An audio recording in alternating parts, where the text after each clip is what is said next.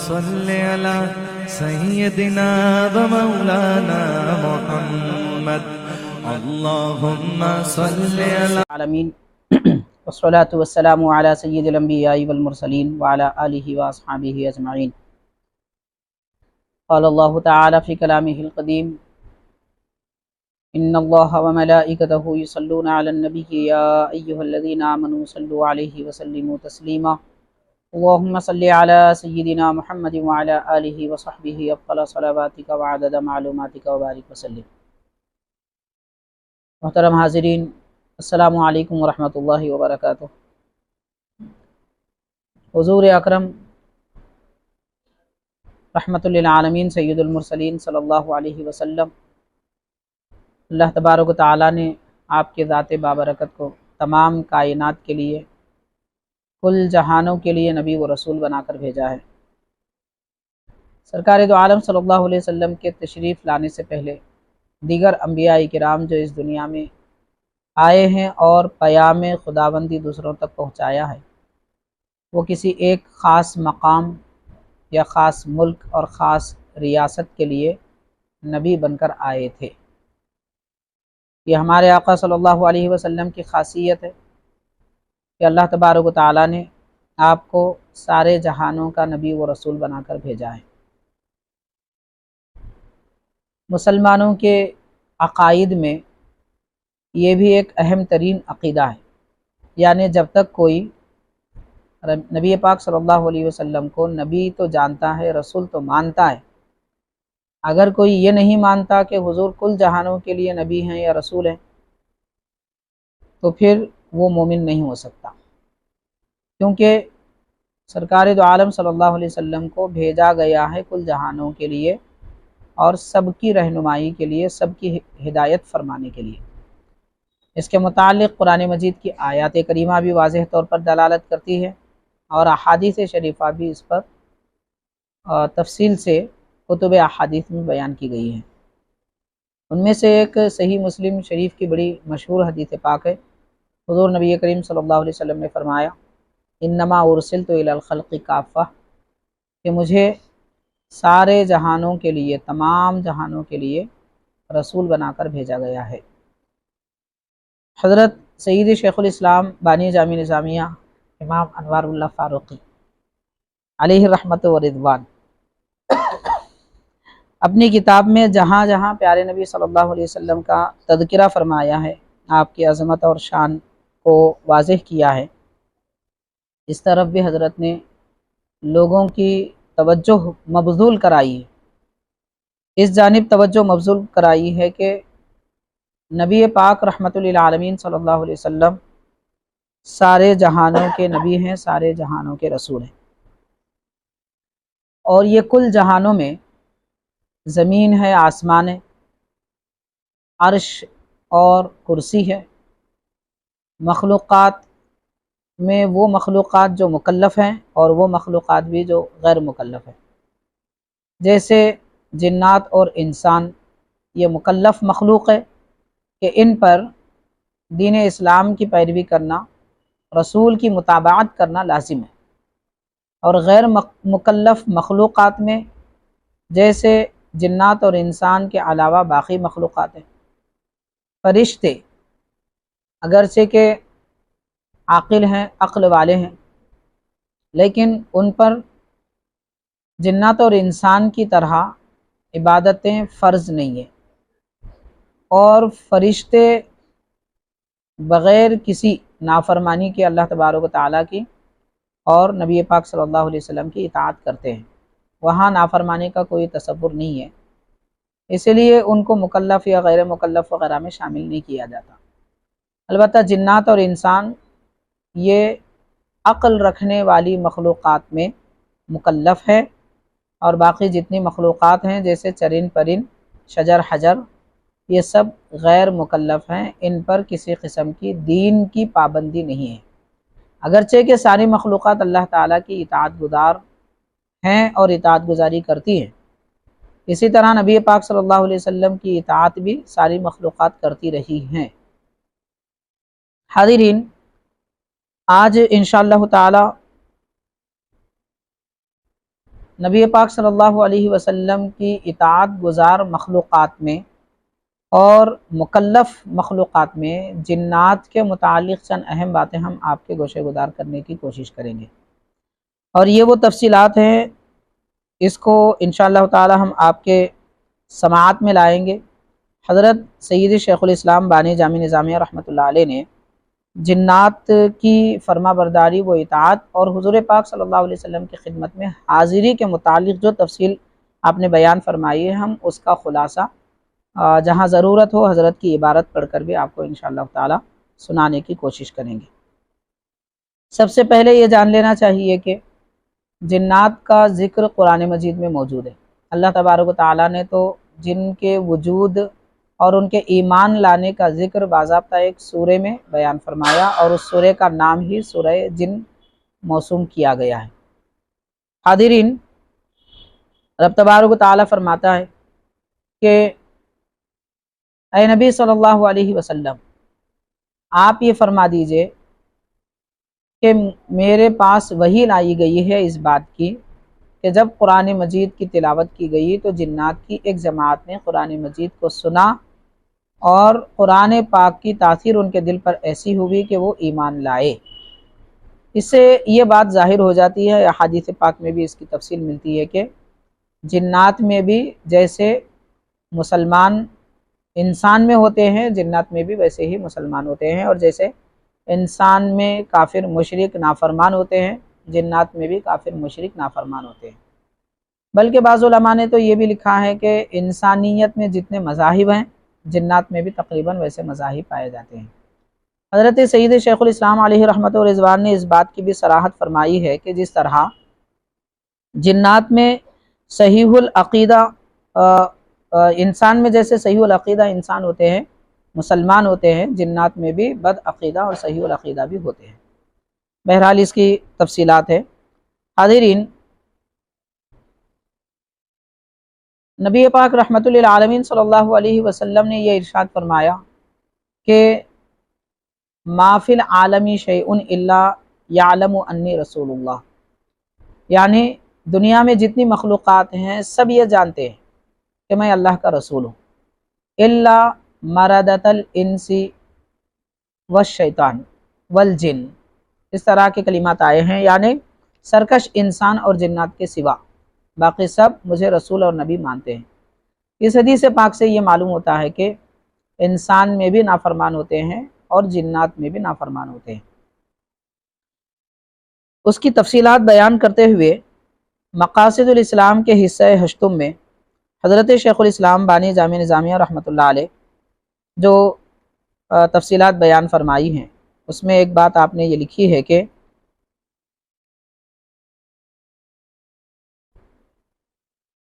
آپ نے یہ تحریر فرمایا ہے کہ جنات میں مسلمان بھی ہوتے ہیں اور جنات میں کافر بھی ہوتے ہیں۔ آپ نے حضرت حارث محاسبی رحمۃ اللہ علیہ کا ایک قول نقل فرمایا ہے کہ مسلمان جن و انس جب جنت میں داخل ہوں گے، اب یہاں پہلے ایک اہل سنت و جماعت کے عقیدے پر بھی ہمیں نظر رکھنی چاہیے۔ امام اعظم ابو حنیفہ رحمۃ اللہ علیہ کے فرمان کے مطابق جنت میں صرف انسان ہی جائیں گے، جنات اگرچہ کہ مومن ہوں مگر انہیں جنت نہیں ملے گی۔ بعض علماء کے پاس جنات بھی جنت میں جائیں گے ایسا قول ہے، تو اس قول کے مطابق حضرت یہ قول بیان فرما رہے ہیں۔ اس کا یہ معنی نہیں ہے کہ حضرت بانی جامع رحمۃ اللہ علیہ کا یہ نظریہ یا یہ فکر ہے کہ جنات بھی جنت میں جائیں گے، کیونکہ یہ ماتوریدی مذہب کے موافق نہیں ہے۔ تو بہرحال حضرت حارث محاسبی رحمۃ اللہ علیہ یہ فرماتے ہیں کہ جن و انس جب جنت میں مسلمان جب جنت میں جائیں گے تو جیسے دنیا میں انسان جنوں کو نہیں دیکھ سکتے، ایسے ہی وہاں پر جن آدمیوں کو نہیں دیکھ سکیں گے، یہ فرمایا جا رہا ہے۔ اس کی وجہ یہ ہے کہ جنات کے اندر دنیا میں لطافت ہے اور انسان میں جنت میں لطافت آئے گی۔ تو جن اس وقت کثیف ہوں گے اور انسان مسلمان لطیف ہوں گے، اس لیے مسلمان جنت میں جن کو نظر نہیں آئے گا۔ یہ حضرت حارث محاسبی رحمۃ اللہ علیہ کا فرمان ہے۔ اور حضرت شیخ الاسلام بانی جامع رحمۃ اللہ علیہ اس قول کو نقل فرمانے کے بعد ایک اہم بات یہ ارشاد فرماتے ہیں کہ اگر کوئی یہ سمجھے کہ کیسے جنات انسان کو نہیں دیکھ سکیں گے اور انسان جنات کو دیکھ سکیں گے وہاں پر جنت میں، تو آپ یہ فرماتے ہیں کہ جب جنت میں مسلمان انسان جب جنت میں اللہ تبارک و تعالیٰ کا دیدار کریں گے تو جنات ان سے کیسے چھپے ہوئے رہ سکتے ہیں؟ خالق کائنات کی ذات پاک الطاف اللطیف ہے اور خفی الاخفا ہے، تو وہ ذات پاک جب جنت میں مسلمان انسان کو نظر آئے گی تو پھر جنات جو مخلوقات کا ایک حصہ ہے وہ کیسے چھپے رہ سکتے ہیں؟ اور جنت میں اللہ تبارک و تعالیٰ کا دیدار مسلمان کو ہوگا، انسان کو ہوگا۔ اس پر قرآن مجید کی ایک بڑی مشہور آیت پاک ہے، حضرت بانی جامع نظامیہ رحمۃ اللہ علیہ اس سے استدلال بھی فرماتے ہیں۔ ارشاد فرمایا وجوہ یومئذ ناظرۃ الی ربہا ناظرہ، یعنی قیامت کے دن ایسے بھی لوگ ہوں گے کہ وہ ان کے چہرے تر و تازہ ہوں گے اس وقت جب کہ ان کی نگاہیں اللہ تعالیٰ کو دیکھ رہی ہوں گی، یعنی جلوہ الہی انہیں نظر آنے کی وجہ سے ان کے چہرے تر و تازہ ہوں گے۔ حضرت فرماتے ہیں شیخ الاسلام رحمۃ اللہ علیہ کے اس آیت پاک سے صاف ظاہر ہے کہ خدا تعالیٰ کی رؤیت جنت میں ہوگی، اور احادیث پاک میں اس بات کی بھی صراحت ہے کہ وہاں حق تعالیٰ کو لوگ اس طرح دیکھیں گے جیسے 14ویں رات کے چاند کو دیکھتے ہیں، یعنی بتایا یہ جا رہا ہے کہ 14ویں رات کے چاند کو دیکھنے کے لیے لوگوں کے اندر ازدحام نہیں ہوتا، ایک دوسرے سے ٹکراتے نہیں ہیں۔ دنیا بھر میں سارے لوگ جب چاند نظر آتا ہے رات کے وقت میں تو جہاں رات ہوتی ہے وہاں لوگ چاند کو دیکھ لیتے ہیں اور ایک دوسرے سے ٹکرانے کا کوئی تصور نہیں ہوتا۔ ایسے ہی اللہ تبارک و تعالیٰ کا جلوہ بھی لوگ جنت میں دیکھیں گے۔ اور حضرت یہ بھی ارشاد فرماتے ہیں کہ رؤیت الہی اللہ تعالیٰ کا دیدار صرف اور صرف مسلمان اور مومن کو ہوگا، اور اللہ تعالیٰ کا دیدار نہ جنات کو ہوگا نہ فرشتوں کو ہوگا، یعنی خالق کائنات کو جنت میں فرشتے بھی نہیں دیکھ سکیں گے،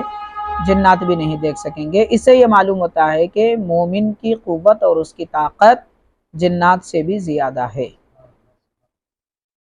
حاضرین، یہ شرف حضرت فرماتے ہیں یہ شرف خاص انسان ہی کے واسطے ہے، کیونکہ وہ اللہ تعالیٰ کا خلیفہ ہے۔ اللہ تبارک و تعالیٰ نے اس زمین میں خاص طور پر جنات کو اپنا خلیفہ نہیں بنایا بلکہ انسان کو یعنی مومن کو اپنا خلیفہ بنایا ہے، اس وجہ سے اللہ تعالیٰ اس کو یہ فضیلت عطا فرمائے گا۔ ایک اور جنات کے متعلق ایک اور بات پر گفتگو کرتے ہوئے حضرت بانی جامع نظامیہ رحمۃ اللہ علیہ ارشاد فرماتے ہیں کہ جنات کی عمریں بہت دراز ہوتی ہیں، عمریں بہت دراز ہوتی ہیں، اور آج ہم آپ کو یہ بتانا چاہتے ہیں کہ نبی پاک صلی اللہ علیہ وسلم کی خدمت بابرکت میں جنات آئے، فیض حاصل کیا، ایمان لائے، بیعت کی، اور ان کو صحابی ہونے کا شرف بھی حاصل ہوا ہے۔ ایسے کئی ایک جنات ہیں جو مومن ہیں اور صحابی ہیں۔ اس کے متعلق ایک واقعہ انشاءاللہ تعالی ہم بعد میں عرض کریں گے۔ حضرت بانی جامع نظامیہ رحمۃ اللہ علیہ ارشاد فرماتے ہیں کہ جنوں کی عمریں بہت دراز ہوتی ہیں، اور فرمایا کہ حضرت عمر بن عبدالعزیز رحمۃ اللہ علیہ ایک مرتبہ کسی جنگل سے تشریف لے جا رہے تھے، وہاں پر آپ کی نظر ایک سانپ پر پڑی اور وہ سانپ جو مر چکا تھا، تو حضرت عمر بن عبدالعزیز رحمۃ اللہ علیہ یہ وہ خدا رسیدہ شخصیت ہے حضرت عمر بن عبدالعزیز رحمۃ اللہ علیہ کہ جنہوں نے اپنے دور میں خلافت راشدہ کا نظام قائم کیا تھا، اور علماء کرام نے آپ کے بارے میں لکھا ہے کہ آپ دین اسلام کے سب سے پہلے مجدد ہیں، سب سے پہلے مجدد ہیں حضرت عمر بن عبدالعزیز رحمۃ اللہ علیہ۔ تو آپ ایک جنگل سے جا رہے تھے اور ایک مقام پر سانپ کو مرا ہوا آپ نے دیکھا، تو آپ نے اس سانپ کو کفن پہنا کر دفن کیا۔ اب ظاہر ہے کہ یہ عمل ایسا ہی نہیں ہوا ہوگا۔ حضرت عمر بن عبدالعزیز رحمۃ اللہ علیہ دراصل وہ سانپ کی حقیقت کو جانتے تھے کہ یہ کوئی عام سانپ نہیں ہے بلکہ یہ جن تھا اور وہ سانپ کی شکل میں آیا ہوا تھا، اس وجہ سے اسے مار دیا گیا۔ تو اس لیے آپ نے عزت و تکریم کی، اور یہاں سے یہ بھی ثابت ہوتا ہے کہ وہ جن جو سانپ کی شکل میں مر چکا تھا وہ مومن تھا، اسی لیے حضرت عمر بن عبدالعزیز رحمۃ اللہ علیہ نے اس کی تدفین کی۔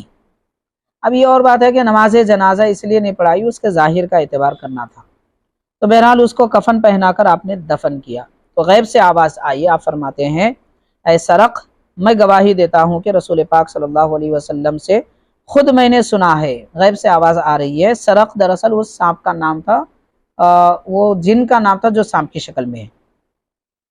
تو کہہ رہے ہیں کہ غیب سے آواز آ رہی ہے، میں نے حضور پاک صلی اللہ علیہ وسلم کو خود فرماتے ہوئے سنا کہ تم ایک جنگل میں انتقال کر جاؤ گے، اور اس زمانے کے ایک مرد صالح جو اس وقت زمین میں سب سے بہتر ہوں گے، تو وہ شخصیت تمہیں کفن پہنا کر دفن کرے گی۔ حضرت عمر بن عبدالعزیز رحمۃ اللہ علیہ فرماتے ہیں یہ آواز میں نے غیب سے سنی، اور کہنے والے سے آپ نے پوچھا خدا تم پر رحم کرے کہ تم کون ہو؟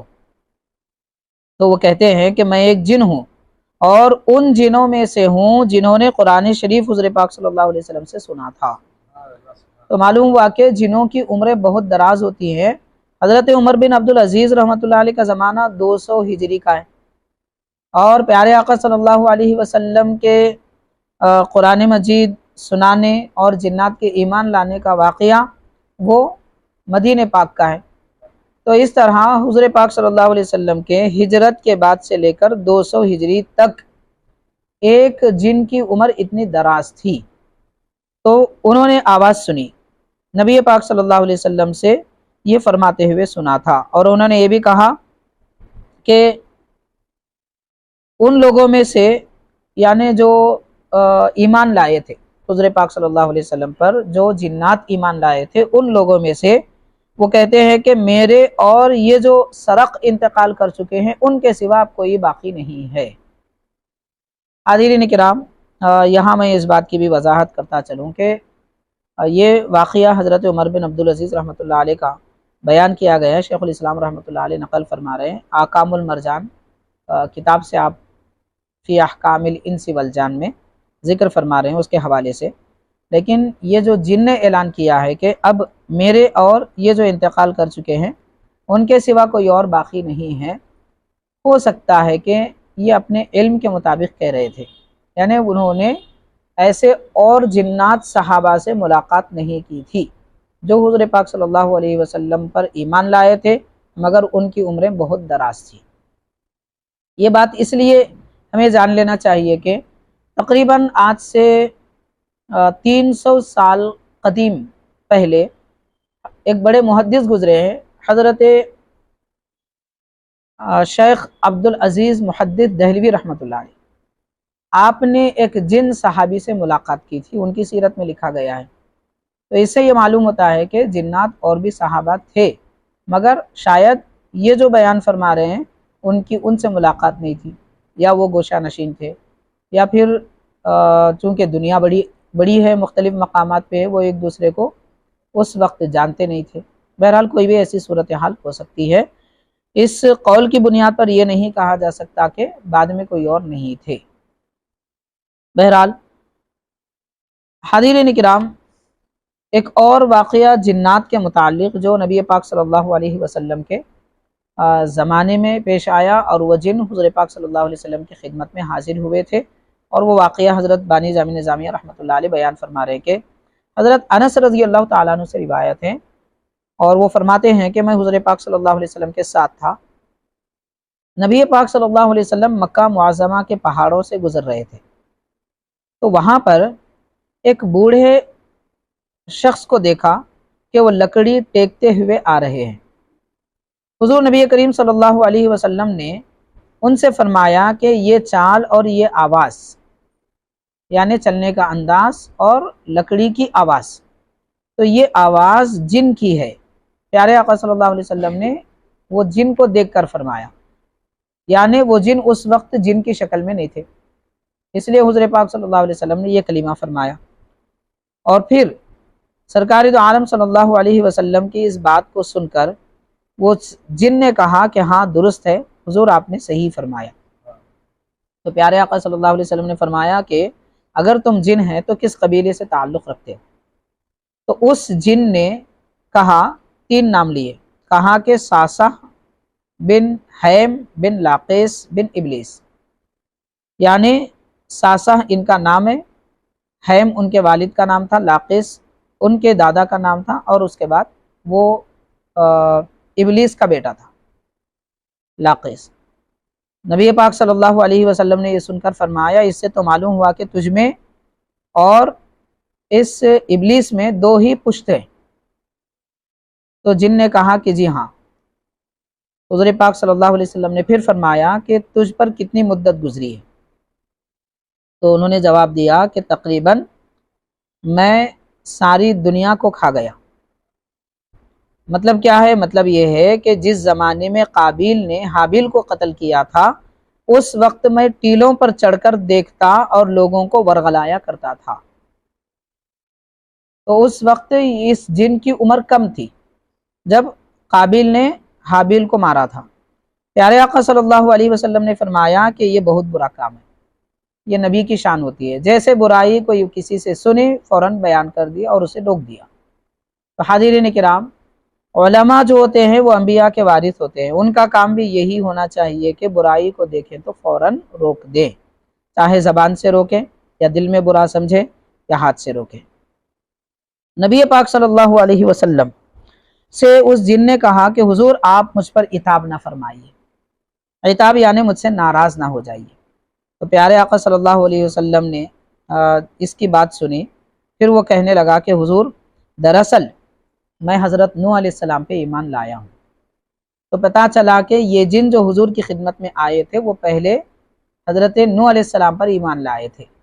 مومن تھے، اور پھر یہ کہا کہ میں نے حضرت نوح علیہ السلام کے ہاتھ پر توبہ کی ہے، اور ہود علیہ السلام سے بھی ملا ہوں، پھر ان پر ایمان لایا، ابراہیم علیہ السلام سے ملا، اور جب حضرت ابراہیم علیہ السلام کو آگ میں ڈالا گیا تھا اور حضرت یوسف علیہ السلام کو جب کنویں میں ڈالا گیا تھا تو میں ان 2 نبیوں کے ساتھ تھا، اور شعیب علیہ السلام، حضرت موسیٰ علیہ السلام سے بھی میں نے ملاقات کی، حضرت عیسیٰ علیہ السلام سے بھی میں نے ملاقات کی، اور ان پر بھی ایمان لایا ہوں۔ تو حضور پاک صلی اللہ علیہ وسلم نے انہوں نے عرض کیا کہ حضور اگر میری ملاقات میں آپ کی خدمت میں نہ آتا تو پھر میرا اسلام مکمل نہ ہوتا، تو اس لیے میں آپ کی خدمت میں حاضر ہوا۔ چنانچہ پھر اس جن نے کہا کہ حضور یہ جتنے انبیاء کرام سے میں نے ملاقات کی ہے ان سب نے مجھ سے یہ فرمایا تھا کہ اگر تیری عمر دراز ہو اور نبی پاک صلی اللہ علیہ وسلم کی خدمت میں جائے تو ہمارا سلام پیش کر دینا۔ تو وہ سب انبیاء کرام کا سلام انہوں نے پیش کی۔ پیارے آقا صلی اللہ علیہ وسلم نے فرمایا کیا حضرت موسیٰ اور عیسیٰ علیہ السلام نے تمہیں تورات اور انجیل کی تعلیم دی ہے؟ تو وہ کہتے ہیں کہ ہاں میں نے ان کی تعلیم حاصل کی، اور اب میں آپ سے قرآن کی تعلیم حاصل کرنا چاہتا ہوں۔ تو پیارے آقا صلی اللہ علیہ وسلم نے ان کو یعنی اس جن کو قرآن مجید کی تعلیم دی۔ حضرت سید شیخ الاسلام بانی جامع نظامیہ رحمۃ اللہ علیہ جنوں کے احوال بیان کرتے ہوئے نبی پاک صلی اللہ علیہ وسلم سے جن جنات کی ملاقات ہوئی تھی اس کی تفصیل اس انداز میں بیان فرمائی ہے، اور بھی بہت ساری اس کی تفصیلات ہیں۔ حاضرین کرام، اس میں سے ایک روایت حضرت شیخ الاسلام نے یہ بھی بیان فرمائی ہے کہ ارشاد فرمایا کہ حضرت آدم علیہ السلام پر مجھے 2 باتوں پر فضیلت حاصل ہے۔ سرکار دو عالم صلی اللہ علیہ وسلم فرما رہے ہیں کہ حضرت آدم علیہ السلام پر مجھے 2 باتوں پر فضیلت حاصل ہے۔ ایک یہ کہ میرے ساتھ جو شیطان تھا وہ کافر تھا اور وہ مسلمان ہو چکا ہے، اور اس کے بعد ارشاد فرمایا کہ میری ازواج، سرکار فرماتے ہیں یعنی ازواج مطہرات جو امہات المومنین ہیں، حضور فرماتے ہیں کہ میری ازواج میری نیکیوں میں مدد کیا کرتی ہیں، اور حضرت حوا علیہ السلام نے حضرت آدم علیہ السلام کی اس وقت مدد نہیں کی تھی جب آپ نے وہ گندم کا دانہ تناول فرمایا تھا۔ اور پھر یہ بھی ارشاد فرماتے ہیں پیارے آقا صلی اللہ علیہ وسلم کے حضرت آدم علیہ السلام کے ساتھ جو شیطان رہا کرتا تھا وہ کافر تھا۔ حاضرین کرام، سرکار دو عالم صلی اللہ علیہ وسلم کی یہ شان اور یہ فضیلت ہے، آپ کی صحبت میں شیطان بھی رہتا تھا، جو ہر ایک آدمی کے ساتھ ایک شیطان اور ایک فرشتہ رہتا ہے، تو وہ بھی حضور پاک صلی اللہ علیہ وسلم پر ایمان لا چکا تھا۔ یہ ہمارے آقا صلی اللہ علیہ وسلم کی عظمت و شان حضرت بانی جامع نظامیہ شیخ الاسلام رحمۃ اللہ علیہ اس پیرائے سے بیان فرما رہے ہیں۔ اور ایک واقعہ آپ نے بیان کیا ہے، ایک صحابی رسول کا حضرت زبیر بن عوام رضی اللہ تعالیٰ عنہ فرماتے ہیں کہ ایک روز میں حضور پاک صلی اللہ علیہ وسلم کے ساتھ آپ کی طرف جنگل کی طرف چلا، اور حضور پاک صلی اللہ علیہ وسلم مجھے ساتھ لیے بہت دور تک چلے گئے، اور کچھ دیر کے بعد ایک بڑا میدان نظر آیا، اور اس میدان میں بہت چھوٹے اور بہت اونچے دونوں قسم کے لوگ موجود تھے، اور بعض ایسے تھے کہ جو لوگ اونچے تھے ان کا قد ایک بھالے کی طرح اونچا تھا۔ عام طور پر آدمی جو اس زمانے میں بھالا اپنے ساتھ رکھتا تھا وہ اس کے سر سے زیادہ اونچا ہوتا تھا، تو لہٰذا ایسے اونچے اونچے لوگ بھی وہاں بیٹھے ہوئے تھے۔ تو ان کو دیکھنے کے بعد خوف کے مارے میں کانپنے لگا۔ حضرت زبیر بن عوام رضی اللہ عنہ فرماتے ہیں تو پتہ یہ چلا کہ آگ کی مخلوق پر نظر بھی پڑتی ہے تو انسان اسے برداشت نہیں کر پاتا، جیسا کہ قرآن مجید میں آیا ہے انہ یراکم ہوا وقبیلہ من حیث لا ترونہم، یعنی جنات اور شیاطین تمہیں ایسی جگہ سے دیکھتے ہیں کہ تم انہیں دیکھ نہیں سکتے۔ تو دیکھنے کا بھی اثر ہوتا ہے، چونکہ جنات کی نظر آگ کی تاثیر رکھتی ہے، اسی لیے اگر ان کی نظر انسان پر پڑے تو اس کا برا اثر ہوتا ہے۔ اسی لیے حضور پاک صلی اللہ علیہ وسلم نے اپنی امت کو حصار عطا فرمایا، آیت الکرسی عطا فرمائی، سورہ فلق ناس اور سورہ کافرون اخلاص عطا فرمایا کہ یہ اس کی تلاوت کرتے رہیں، کہ جس کی وجہ سے شیطانی اور جنات کے اثرات اور ان کی نظر کے برائی سے اور شر سے انسان اور مسلمان محفوظ رہ سکتا ہے۔ تو بہرحال حضرت زبیر بن عوام رضی اللہ تعالیٰ عنہ ارشاد فرماتے ہیں نبی پاک صلی اللہ علیہ وسلم نے وہاں پر اپنے قدم مبارک کے انگوٹھے سے ایک حصار اور لکیر بنائی، اور مجھ سے ارشاد فرمایا کہ تم اس لکیر کے اندر بیٹھ جاؤ، اور فرمایا کہ چاہے کچھ بھی ہو جائے تم اس لکیر کے باہر، اس حصار کے باہر مت آنا۔ حضرت زبیر رضی اللہ تعالیٰ عنہ فرماتے ہیں حضور کے فرمان پر جب میں اس حصار کے اندر گیا تو جتنا میرا خوف تھا وہ سب دل سے چلا گیا۔ تو معلوم یہ ہوا کہ پیارے آقا صلی اللہ علیہ وسلم کے قدم مبارک سے بنائی گئی لکیر میں بھی یہ تاثیر ہوتی ہے کہ جنات اور شیاطین کا اثر بھی زائل ہو جاتا ہے، اور ڈرنے والا مسلمان بھی بے خوف ہو جاتا ہے۔ پھر نبی پاک صلی اللہ علیہ وسلم کا نام مبارک اگر لیا جائے، ورد کیا جائے، پھر اس میں کیا تاثیر ہوگی، اور سرکار کا نام پاک پڑھنے والا، حضور سے محبت رکھنے والا مومن دنیا کی کسی مصیبت سے نہ گھبراتا ہے نہ ڈرتا ہے۔ حاضرین کرام، اس کے بعد حضرت شیخ الاسلام رحمۃ اللہ علیہ اس پر ایک وضاحت فرماتے ہیں، ارشاد فرماتے ہیں کہ حضور پاک صلی اللہ علیہ وسلم کئی صحابہ کرام کو اپنے ہمراہ لے جاتے تھے اور ان کو حصار میں بٹھاتے تھے۔ یہ لکیر دیکھنے کو تو ایک لکیر تھی، مگر دراصل ایک مضبوط قلعہ تھا کہ تمام روئے زمین کے جن اس کو توڑنا چاہیں تو نہ توڑ سکتے۔ تو ایک لکیر میں اتنی تاثیر تھی، حالانکہ جنوں کی قوت مشہور ہے۔ قرآن مجید میں آتا ہے سلیمان علیہ السلام سے ایک جن نے کہا اگر آپ فرماتے ہیں تو تخت بلقیس کو میں آپ کا دربار برخاست ہونے سے پہلے اٹھا لاتا ہوں۔ حالانکہ وہ تخت بہت ہی بڑا اور سینکڑوں میل دور تھا۔ اتنی قوت رکھنے پر بھی جن سرکار دو عالم صلی اللہ علیہ وسلم کی بنائی ہوئی لکیر اور اس حصار کو توڑ نہ سکے۔ حاضرین کرام، اور ایک واقعہ حضرت شیخ الاسلام رحمۃ اللہ علیہ جنات کے متعلق بیان فرماتے ہیں۔ حضرت عبداللہ بن مسعود رضی اللہ تعالیٰ عنہ فرماتے ہیں کہ ایک بار حضور پاک صلی اللہ علیہ وسلم مجھے ساتھ لے گئے، اور نبی پاک صلی اللہ علیہ وسلم ایک لکیر کے اندر مجھے بیٹھنے کے لیے فرمایا۔ پھر میں نے دیکھا کہ دور سے ایک سیاہ غبار اٹھا آ رہا ہے، یعنی کوئی آ رہے ہیں۔ حضرت عبداللہ بن مسعود رضی اللہ عنہ فرماتے ہیں کہ مجھے خوف ہوا کہ قبیلہ حوازن کے لوگوں نے کہیں مکر کر کے حضور کے ساتھ کوئی شر کا ارادہ تو نہیں کیا، یعنی بلائے تھے مگر اب کوئی برا ارادہ رکھتے۔ پھر اس کے بعد فرماتے ہیں کہ میں اس خیال کے آتے ہی اس لکیر سے باہر نکلنا چاہا تاکہ حضور پاک صلی اللہ علیہ وسلم پر اپنے آپ کو قربان کر دوں، تحفظ کا کوئی کام کروں اس ارادے سے۔ لیکن حضرت عبداللہ بن مسعود فرماتے ہیں حضور پاک صلی اللہ علیہ وسلم کا مجھے ارشاد یاد آیا کہ آپ نے تاکید فرمایا تھا کہ اس کے باہر نہ نکلیں، فرمایا تھا اس مقام سے علیحدہ نہ ہونا، تو میں وہیں بیٹھا رہا۔ جب حضور پاک صلی اللہ علیہ وسلم واپس تشریف لائے اور میں نے اپنا قصہ بیان کیا تو سرکار نے فرمایا اگر تم اس لکیر سے نکلتے تو تمہیں کوئی جن اڑا کے لے جاتا۔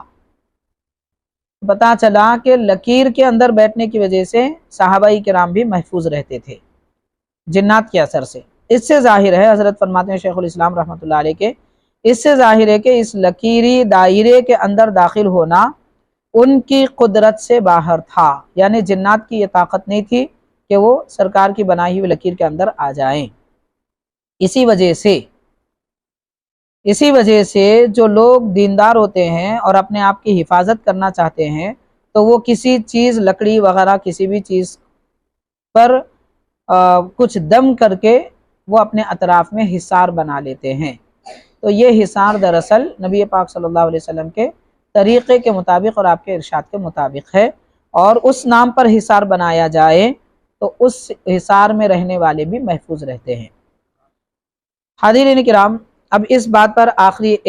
دو باتیں عرض کر کے میں اپنی بات ختم کروں گا۔ حضرت سید شیخ صدر الشیوخ علامہ سید شاہ طاہر رضوی رحمۃ اللہ علیہ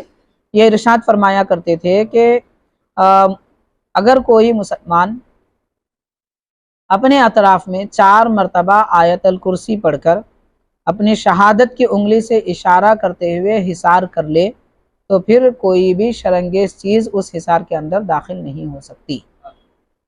حضرت سیدی عمر بن حضرت شیخ عبدالعزیز محدث دہلوی رحمۃ اللہ علیہ، شاہ ولی اللہ محدث دہلوی رحمۃ اللہ علیہ کے شہزادے ہیں، ان کے بارے میں لکھا جاتا ہے، آپ کی سیرت میں لکھا گیا ہے کہ ایک مرتبہ آپ رات کے وقت میں آپ کے دروازے پہ دستک ہوئی، آپ نے دروازہ کھولا تو کوئی اجنبی شخص تھا اور اس نے کہا کہ آپ میرے ساتھ چلیے۔ اب یہ بزرگ حضرات تھے، رات کے وقت میں شاید اس کو کوئی ضرورت پیش آئی ہوگی، کوئی مدد کی بات ہوگی، اس لیے ساتھ ہو گئے، یہ بھی نہیں پوچھا کہ کہاں جانا ہے، اور اس کے ہاتھ میں ایک قندیل تھی۔ تو فرماتے ہیں وہ شخص سامنے چل رہا تھا، میں اس کے پیچھے جا رہا تھا، مجھے یہ محسوس ہوا کہ چند قدموں میں ہم اپنا وطن شہر چھوڑ کر کہیں دوسرے ملک میں آ گئے، ایسا محسوس ہونے لگا۔ کچھ دیر زمین پر چلنے کے بعد اب وہ شخص زمین کے اندر جانے لگا اور مجھ سے بھی کہا کہ میرے ساتھ اندر آؤ، تو میں بھی زمین کے اندر اس کے ساتھ گزرنے لگا۔ تو جب میں ایک مقام پر پہنچا تو دیکھا کہ ایک بڑا دربار لگا ہوا ہے اور ایسی مخلوقات ہیں کہ میں نے اس سے پہلے کبھی نہیں دیکھا تھا، وہ سب جنات تھے، اور ایک شخص بادشاہ کے سامنے تڑپ رہا ہے۔ یہ دیکھنے کے بعد بادشاہ نے مجھ سے کہا، وہ جو جنات کے بادشاہ تھے، تو بادشاہ نے مجھ سے کہا کہ آپ نے اس شخص کو کیوں مارا؟ تو حضرت عبدالعزیز محدث دہلوی رحمۃ اللہ علیہ فرماتے ہیں میں نے تو کسی کو نہیں مارا۔ تو بادشاہ نے کہا آپ یاد کریے کہ آپ نے کسی کو مارا ہے۔ تو آپ کو یاد آیا؟ فرماتے ہیں کہ دراصل ایک سانپ مجھے نظر آیا تھا، میں نے سانپ کو مارا تھا۔ تو بادشاہ نے کہا وہ سانپ نہیں، یہ جن تھا جس کو آپ نے مارا ہے، زخمی کیا ہے، اب اس کے بدلے میں آپ کو سزا دی جائے گی۔ حضرت عبدالعزیز محدث دہلوی رحمۃ اللہ علیہ فرماتے ہیں کہ میں نے کوئی غلط کام نہیں کیا ہے، دراصل میں نے حضور پاک صلی اللہ علیہ وسلم کے فرمان پہ عمل کیا ہے۔ نبی پاک صلی اللہ علیہ وسلم کا یہ فرمان میں نے پڑھا ہے، حدیث پاک پڑھی ہے کہ اگر تمہیں کوئی زہریلا کیڑا یا کوئی چیز نظر آ جائے تو اپنے تحفظ کے لیے اسے مارو، اس لیے میں نے اسے مارا ہے۔ تو وہ جو جنوں کا بادشاہ تھا وہ کہتے ہیں کہ آپ یہ جو حدیث سنا رہے ہیں یہ تم انسانوں میں مشہور ہے، تو ہمارے اندر یہ حدیث پاک کہاں ہے؟ اگر یہ حدیث ہوتی تو ہم بھی جانتے، اور ہم آپ کی اس بات کو نہیں مانیں گے، تصدیق کیسے کریں؟ تو حاضرین، حضرت عبدالعزیز رحمۃ اللہ علیہ ارشاد فرماتے ہیں بادشاہ کے بازو ایک بڑی شخصیت وہاں پر جلوہ افروز تھی، اور وہ اتنی زیادہ عمر والے تھے کہ ان کے آنکھوں کے اوپر جو بھویں ہوتی ہیں تو وہ بھویں ان کی آنکھوں پر پڑی ہوئی تھی۔ انہوں نے اپنے بھویں اٹھائی اور کہا کہ عبدالعزیز صحیح کہتے ہیں، میں نے یہ حدیث پاک حضور پاک صلی اللہ علیہ وسلم سے سنی ہے۔ یعنی وہ جو جن تھے وہ صحابی تھے، اور نبی پاک صلی اللہ علیہ وسلم کو فرماتے ہوئے یہ حدیث پاک سنا تھا۔ تو حضرت فرماتے ہیں، عمر بن عبدالعزیز، حضرت عبدالعزیز محدث دہلوی رحمۃ اللہ علیہ فرماتے ہیں کہ ان کی تصدیق پر مجھے چھٹکارا ملا اور میں اپنے گھر واپس آ گیا۔ تو یہ چند حالات تھے جنات کے جو نبی پاک صلی اللہ علیہ وسلم سے وابستگی، عقیدت، محبت اور ایمان لانے اور بیعت کرنے کے متعلق ہیں۔ تو یہ چند باتوں کے ساتھ میں ہم اپنی گفتگو ختم کرتے ہیں۔ اللہ تعالیٰ سے دعا ہے کہ پروردگار سرکار دو عالم صلی اللہ علیہ وسلم کی نعمتیں، قوتیں، فضیلتیں، برکتیں ہم سب ایمان والوں کو عطا فرمائے اور شرانگیزیوں سے ہماری حفاظت فرمائے۔ صلی اللہ تعالی وسلم علی خیر خلقہ سیدنا محمد وآلہ واصحابہ اجمعین والحمد للہ رب العالمین۔ تیرے عشق کی بدولت مجھے